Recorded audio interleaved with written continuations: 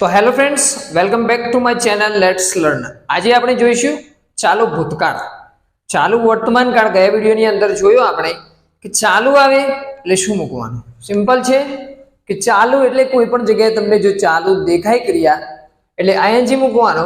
અને જો ભૂતકાળ છે, ભૂતકાળમાં તમે શું બોલો કે હું રમી રહ્યો હતો. કંઈક ક્રિયા ભૂતકાળમાં ચાલુ હતી, જેમ કે જ્યારે તમારા પપ્પા સ્કૂલમાં આવ્યા હતા એ વખતે તમે ભણી રહ્યા હતા. તો તમારા પપ્પા આવ્યા એ વખતે તમારી ભણવાની ક્રિયા કેવી હતી કે ચાલુ હતી. પણ ક્યારે ચાલુ હતી? ભૂતકાળની અંદર. મતલબ એને કહેવાય ચાલુ ભૂતકાળ. જેમ કે થોડી વાર પહેલા તમે ખાઈ રહ્યા હતા, બરોબર? 4 વાગે તમે ખાઈ રહ્યા હતા. 4 વાગ્યા, આજે ધારો કે 5 વાગ્યા છે હાલ, અને 1 કલાક પહેલા એટલે કે ભૂતકાળ થઈ ગયું. પણ એ ભૂતકાળમાં કેવું હતું એ ક્રિયા? તો કે ચાલુ હતી. ખાવાની ક્રિયા કેવી હતી? તો કે ચાલુ હતી. તો એને ભૂતકાળની અંદર કહેવાય, બરોબર? અને કેવી ક્રિયા? ચાલુ. જેમ કે મનન રોડ ઉપર દોડી રહ્યો હતો. અહીંયા જુઓ તો આપણે એમ બોલતા હતા કે છે, પણ અહીંયા શું છે તો કે હતો. હતો એટલે ભૂતકાળ થઈ ગયું. થોડો આઈડિયા આવે છે. જેમ કે ખાઈ રહ્યો હતો, પી રહ્યો હતો અને દોડી રહ્યો હતો. તો ભૂતકાળની અંદર કોઈ પણ ક્રિયા ચાલુ હતી એવું બતાવવા માટે આપણે ચાલુ ભૂતકાળની અંદર કોઈ પણ વાક્યનું ઇંગ્લિશમાં ફેરવવું પડે. જેમ કે આપણે વર્તમાનની અંદર જોતા હતા કે એમ, ઇઝ અને આર એટલે કે છે. વર્તમાન એટલે તો કે છે, અને રહ્યો લાગતું હોય એટલે કે ચાલુ ક્રિયા છે તો તમારે શું લગાવવાનું? આઈએનજી, બરોબર? તો અહીંયા પણ રહ્યો છે તો આઈએનજી તો મૂકવાનું. પણ જુઓ હતો છે, અહીંયા આપણે વર્તમાનની અંદર જોતા હતા કે રહ્યો છે એટલે કે હાલની વાત છે. પણ હતો આવે તો શું કરવાનું? તો કે વોઝ અને વર મૂકવાનું, બરોબર?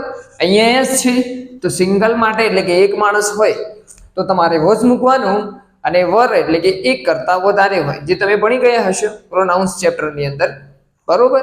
તો અહીંયા જુઓ ખાઈ રહ્યો હતો. હતો એટલે ખબર પડી ગઈ તમને કે વોઝ. ખાઈ રહ્યો એટલે આઈએનજી, થોડો આઈડિયા આવતો હશે. અને ખાવું એટલે તો કે ઈટ, થઈ ગયું ઈટિંગ. એ પ્રમાણે વોઝ. પીવું એટલે તો કે ડ્રિંક, અને આઈએનજી લાગે, બરોબર? રહ્યો હતો.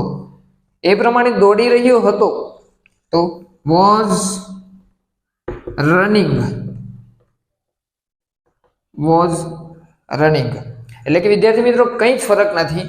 ખાલી એમ, ઇઝ, આરની જગ્યાએ શું આવ્યું તો કે વોઝ અને વર. બીજું કંઈ ચેન્જ થતું નથી. તો હવે જોઈએ આપણે કે આ વાક્ય રચના છે એ ગોખવી નથી, પણ આની ઉપર મેં હાથ મૂકી દીધો. હવે બોલો તમે તો કે કર્તા, ક્રિયાપદ, કર્મની અન્ય શબ્દો. તો સાહેબ આ તો બધાની અંદર આવે છે, તો શું ચેન્જ થાય છે? હંમેશા ક્રિયાપદની આગળ આવતું જે પણ હોય ચેન્જ થાય છે. જેમ કે અહીંયા સહાયકારક ક્રિયાપદ તરીકે શું આવ્યું? વોઝ અને વર, બરોબર? હેલ્પિંગ વર્બ તરીકે વોઝ અને વર આવ્યો. કારણ કે વાક્યની અંદર શું કહેવા માંગે છે તો કે હતો, અને હતો એટલે વોઝ અને વર, બરોબર? તો અહીંયા આપણે મૂકીએ હવે કે મનન રોડ ઉપર દોડી રહ્યો હતો.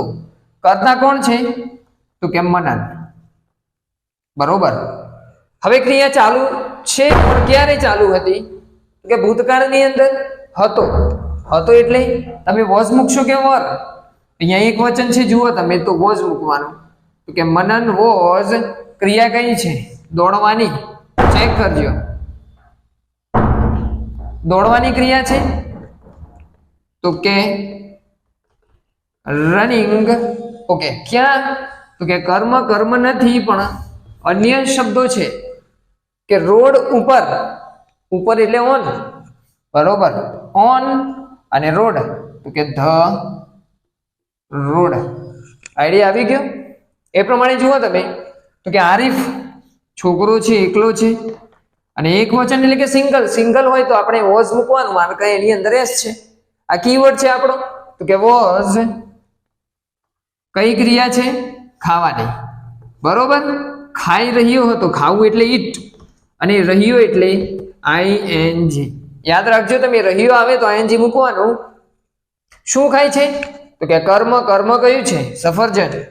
તો કે એન એપલ એટલે કે મનન સફરજન ખાઈ રહ્યો હતો. એ પ્રમાણે જોઈએ તો તેજસ બાઇક ચલાવી રહ્યો હતો. તેજસ છોકરો છે, આપણે મૂકીએ તેજસ, અને એકલો જ છે તો આપણે શું લગાવવાનું? તો કે વોઝ ચલાવી રહ્યો. ચલાવવું એટલે ડ્રાઈવ, અને રહ્યો એટલે આઈએનજી. શું ચલાવી રહ્યો હતો? કર્મ. કર્મ કયું છે? તો કે બાઇક, ડ્રાઇવિંગ અ બાઇક. હવે લાસ્ટની અંદર જુઓ તો અમે ગીત ગાઈ રહ્યા હતા. અમે કહ્યું છે તમને કે એક કરતા વધારે લોકો છે, તો સિંગલ તો છે નહીં, માટે તમારે કયું મૂકવાનું? તો કે વર મૂકવાનું. તો કે વી વર ગીત ગાવું. બરોબર, ગીત ગાઈ રહ્યા, ક્રિયાપદ થઈ ગયું. ગીત એટલે સોંગ, અને ગાવું એટલે સિંગ. બરોબર, અને રહ્યા એટલે આઈએનજી, સિંગિંગ. અને શું ગાઈ રહ્યા છે? કર્મ. કર્મ એટલે તો કે ગીત, singing song. We are singing song. અમે ગીત ગાઈ રહ્યા. વિદ્યાર્થી મિત્રો, અહીંયા શું ફરક છે? ખાલી એમ, ઇઝ, આર, વોઝ અને વર, બીજું કંઈ નવું નથી. હવે જોઈએ આપણે નકાર વાક્યની અંદર શું ફેર પડે છે. તો આપણે જોઈએ હવે કે પ્રશ્નાર્થની અંદર કેવી રીતે વાક્યને બનાવવું. તો જુઓ તમે, અહીંયા લખેલું છે, શું મનન રોડ ઉપર દોડી રહ્યો હતો? બરોબર, તો અહીંયા જુઓ શું છે એની ઉપર આપણે ફોકસ નથી કરતા, જેમ આપણે આગળના કાળની અંદર કર્યું. મનન રોડ ઉપર દોડી રહ્યો હતો, એટલું સમજી લો તમે કે મનન દોડી રહ્યો છે. આપણે સમજી લઈએ કે Manan was running on the road. બરોબર, પણ આપણને શું કહે છે કે શું મનન દોડી રહ્યો હતો એવું કહેવા માંગે છે. બરોબર, તો હંમેશા કર્તાને બીજા નંબર પર લેવાનો અને સહાયકારક ક્રિયાપદને ક્યાં લાવવાનું? તો કે આગળ, મતલબ ઊંધું કરવાનું. જેમ કે તમને એમ કે હી વોઝ. બરોબર, તો વોઝ ને આગળ અને હી ને ક્યાં લેવાનો? પાછળ. તો અહીંયા હી તરીકે કોણ છે? તો કે મનન છે. બરોબર, તો વોઝ ને આપણે આગળ લાવીએ તો અહીંયાથી અહીંયા આવી જાય. બરોબર, અને મનન કયા નંબર પર જતો રહ્યો? અહીંયા જો તમે લખેલું છે કે સહાયકારક ક્રિયાપદને આગળ લાવવાનું અને કર્તાને ક્યાં લઈ જવાનો? તો કે બીજા નંબર ઉપર. Was Manan running on the road. એ પ્રમાણે જુઓ તમે તો આરીફ છે. બરોબર, તો આરીફ માટે તમે શાનો ઉપયોગ કરો? તો કે વોઝ આરીફ. ચલો, કઈ ક્રિયા છે? ખાઈ રહ્યો. Was Arif eating an apple. શું આરીફ સફરજન ખાઈ રહ્યો હતો? એ પ્રમાણે જુઓ તમે અહીંયા તો કે તેજસ છોકરો છે, તો કે વોઝ, અને વોઝ પછી જે આવતું હોય એ મૂકી લો તમે. તો કે વોઝ તેજસ બાઇક ચલાવી. તો કે ડ્રાઇવિંગ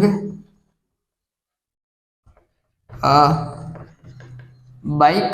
શું તેજસ બાઇક ડ્રાઈવ કરી રહ્યો હતો?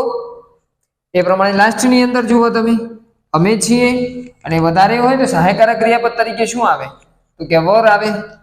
એટલે કે વેર વી ગીત ગાવું એટલે સિંગ, અને એનું થાય સિંગિંગ,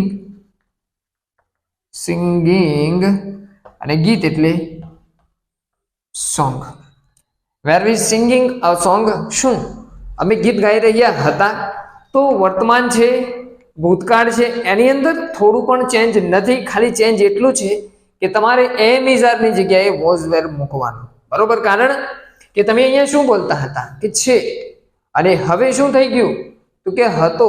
અને હતો એટલે ઇંગ્લિશમાં એને બોલાય આપણે વોઝ કાં તો વર, અને વોઝ હોય તો એક વચન, અને વર હોય તો બહુવચન. તો વિદ્યાર્થી મિત્રો, આ ડીપલી આપણે સમજી લીધું કે ચાલુ વર્તમાન કાળ એટલે શું ને ચાલુ ભૂતકાળ એટલે શું. હવે નેક્સ્ટ વિડીયોમાં આપણે જોઈશું ચાલુ ભવિષ્યકાળ. અને જો વિડીયો ગમે છે તો લાઈક અને શેર કરજો.